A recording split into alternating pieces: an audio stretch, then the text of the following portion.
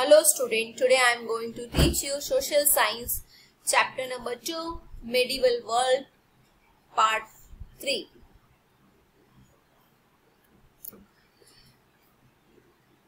Changes in feudal economy, prosperity and crisis in medieval Europe. We have just finished reading about the various aspects of the feudal system.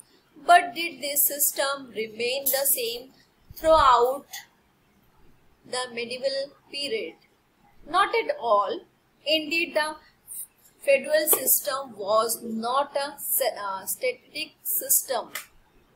It witnessed several changes and the feudal economic underwent a pattern of prosperity and crisis. Let us trace this pattern from the beginning. हमने अभी समति व्यवस्था के विभिन्न पहलुओं का अध्ययन किया है. क्या समुच्चय मध्यकाल या जो मिडिल यूरोप है के दौरान ये प्रणाली जस की तस रही नहीं. समति अर्थव्यवस्था में खुशहाली और संकट के रुझान आए. आइए हम इन रुझानों को शुरू से देखेंगे. रुझान मतलब किस तरह से मुश्किलें आई. The few century after the collapse of the Roman Empire were marked by a low level of economic life. As we already know, this was also a period of political changes and turmoil. There was a decline in town life, trade and monetary exchange. Some cities did survive from Roman days, but these were only empty shells which had no real economic role. Roads destroyed, barters widely replaced the use of money.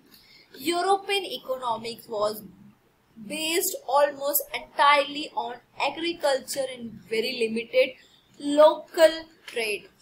The main economic unit was the self-sufficient landed state, or the feudal manor that we have read about. Technology used in agriculture was backward and agriculture yield were low.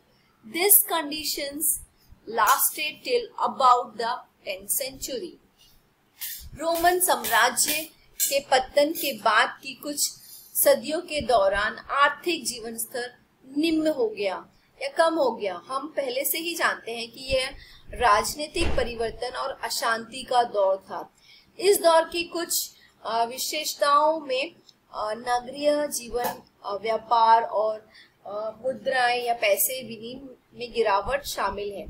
Roman काल के कुछ शहर टिके रहे, लेकिन वे महज खाली बोतल की तरह थे. उनकी कोई वास्तविक आर्थिक भूमिका नहीं थी.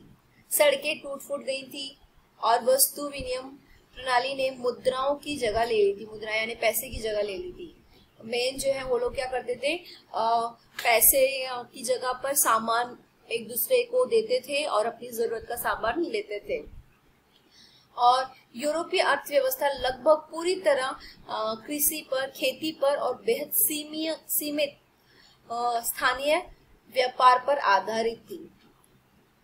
उस समय मुख्य आर्थिक इकाई आत्मनिर्भर या हम बोल सकते हैं जागीर या सामंती मैनर थी, जिनके बारे में हम पढ़ चुके हैं.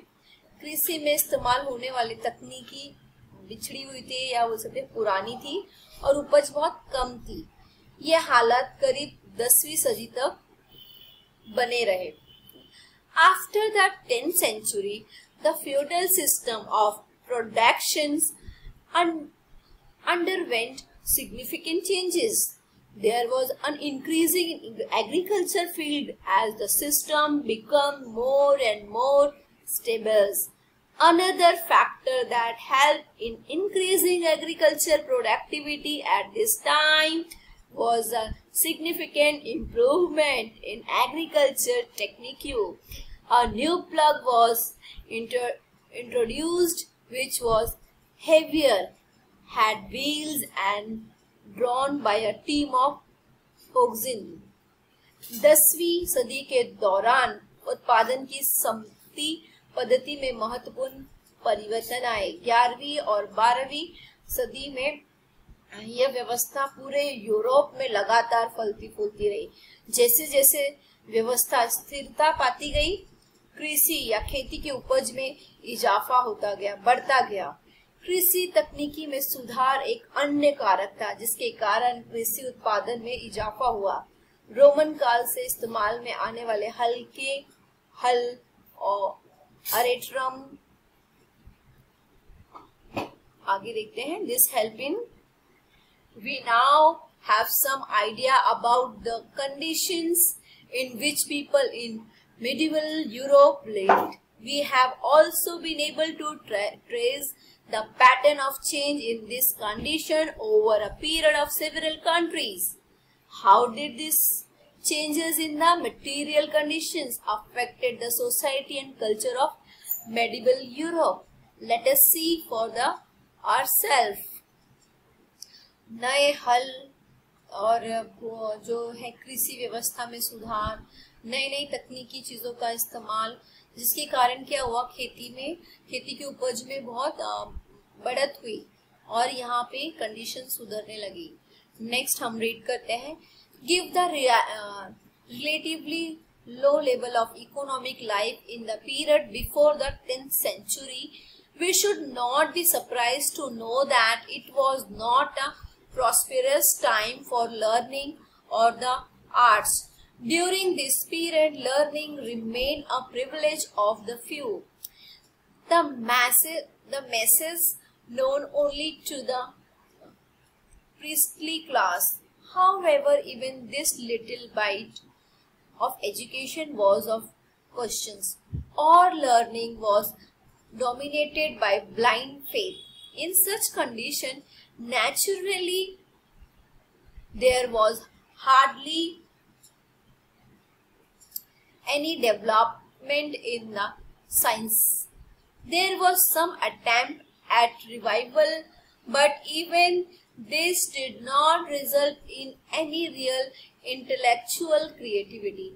However, some major work of Roman literatures, this at least served as the basic of revival of learning that began in the 11th and 12th century. This period saw a very little the same in the case with the artistic production in this period.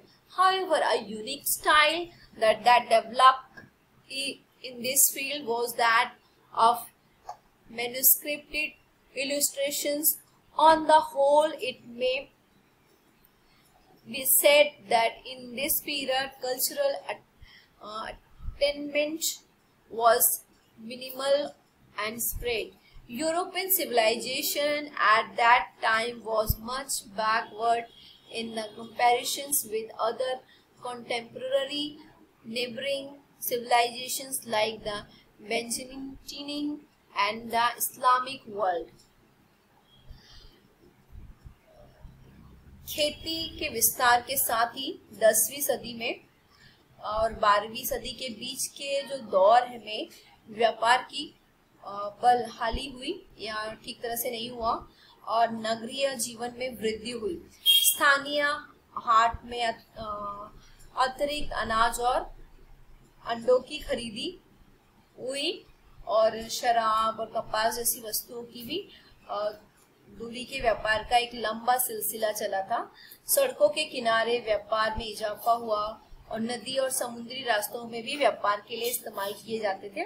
व्यापार की जो है बहाली से भुगतान के नए तरीके जरूरी हो गए थे, क्योंकि वस्तु विनिमय यानी वस्तु खरीदने के लिए इसके लिए अपर्याप्त थे। नतीजे जन लगभग 400 साल बाद मुद्रा यानी पैसों की अर्थव्यवस्था का दौर फिर लौटा और इसके साथ में ही हम कह सकते हैं कि शहरों का बड़ा तेज विकास हुआ। लंबी दूरी के व्यापार और अलग बगल के ग्रामीण इलाकों में खेती हुई और खुशहाली से उसे बड़ा बल मिला। जल्द ही शहर कुछ खास उद्गमों के लिए जाने जाने लगे। उदाहरण के लिए निर्माण क्या वस्तु निर्माण यानी चीजों का निर्माण होने लगा। शहरों के सर्वाधिक महत्वपूर्ण उद्योगों में से एक बन गया। दस्तकार के संघ और महत्व धारणा करने लगे। व्यापारी गतिविधियां और जो है तस्करी के जो आधारित उत्पादन दोनों शिल्प संघ के इर्द गिर्द संगठित हुए। इससे मध्यकालीन शहरों का महत्व बढ़ गया और ग्रामीण इलाकों में समता संबंधी का को तोड़ने वाले महत्वपूर्ण कारक बन गए।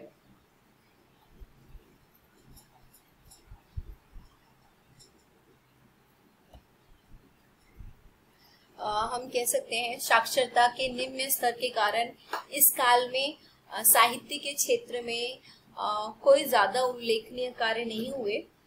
यही बात इस काल के क्षेत्र में भी रही। बहरहाल इस दौरान पांडुलिपियों के चित्रण और अलंकार की एक नई अनूठी शैली विकसित हुई। कुल मिलाकर ये कहा जा सकता है कि इस दौरान में जो है अभिजात वर्ग के कुछ लोगों को छोड़कर पूरे यूरोप में लोग भूखमरी की स्थिति में रह रहे थे। सांस्कृतिक उपलब्धियां कम थी और चुटपुट थी या थोड़ी सी थी। यूरोपीय सभ्यता पड़ोस बेजेंटिन सभ्यता और इस्लामिक सभ्यता की तुलना में बेहद बिछड़ी हुई थी। और दरअसल 10वीं सदी के एक अरब जो भूगोल शास्त्री होते हैं या जो भूगोल या ज्योग्राफिकल जो देखते हैं ने उन्हें स्थूल प्राकृतिक या अपरिहार्य तौर तरीके और निम्न वृद्धि वाले लोगों की संज्ञा दी थी। हम बोल सकते उन्हें ऐसा कहा था। Next, the prosperity and relative peace of the period from the 10th century brought about the consequent changes in the cultural life of the period. This period witnessed rise in the literacy with the spread of primary education and the opinion of university. There was an attempt at the acquisitions of classical knowledge as well as knowledge from the Arab civilizations. Thus, this period saw a progress in knowledge and thought in Europe. It was an important step toward the intellectual flowing that took place during the modern period. 10वीं सदी के बाद से आए खुशहाली और अपेक्षाकृत शांति के दौरान इस काल के सांस्कृतिक जीवन में परिवर्तन आया। इस दौर में प्राथमिक शिक्षा का प्रसार हुआ, विश्वविद्यालयों की स्थापना हुई और उनका विस्तार हुआ। क्लासिकल ज्ञान और साथ ही इस्लामी सभ्यता से ज्ञान और दर्शन क्षेत्रों में भी प्रगति हुई और ये बौद्धिक हम कह सकते हैं विकास की दिशा में एक महत्वपूर्ण कदम था जो आधुनिक काल में अपने उत्कर्ष पर पहुंचा।